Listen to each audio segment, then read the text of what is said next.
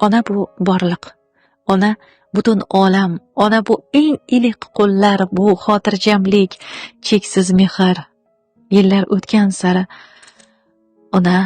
onajon, oyijon degan so'zni boshqacha qadriga yetar ekansan inson.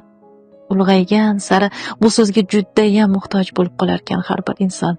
Qani endi vaqt ortga qaytsa-yu, ana o'sha jajji qizchaga aylansang, bolachaga aylansang, tizzalariga bosh qo'ysang, so'zsiz tushunadigan mehr ummonidir ona.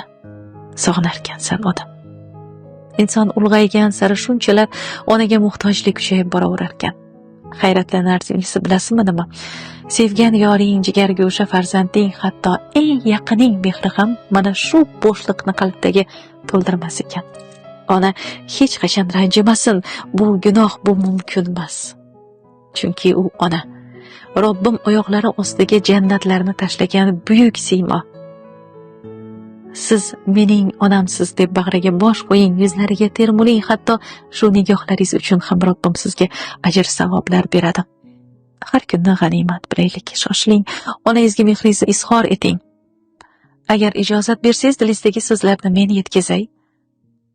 Ona, men sizni judayam yaxshi ko'raman. Meni dunyoga keltirgan farishtam sizsiz. Bir parcha go'sht holimdan oq yuvib taragan mushtparimsiz. Xafa qilsam, darrov kechirgan mehri daryoyim.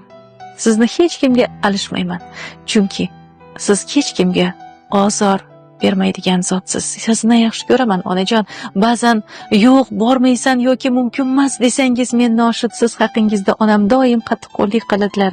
Meni tushunmaydi deb xafa bo'libman. Bilmabmanki, bu so'zlar ortida aslida xavotir, meni yomonlardan va noxushlikdan asrash, avaylash hissi borligida. Bu kabi yana ko'plab o'zim bilmay sizdan xafa bo'lganlarim sanog'i yo'q. Kechiring onajon. Aslida men sizni tushunmabman. Men ham mingdan ming sizdan roziman. Afsuski, sizning so'zlaringiz biz farzandlarga oradan yillar o'tib yetib kelarkan. Meni jannatim sizni poyingizda.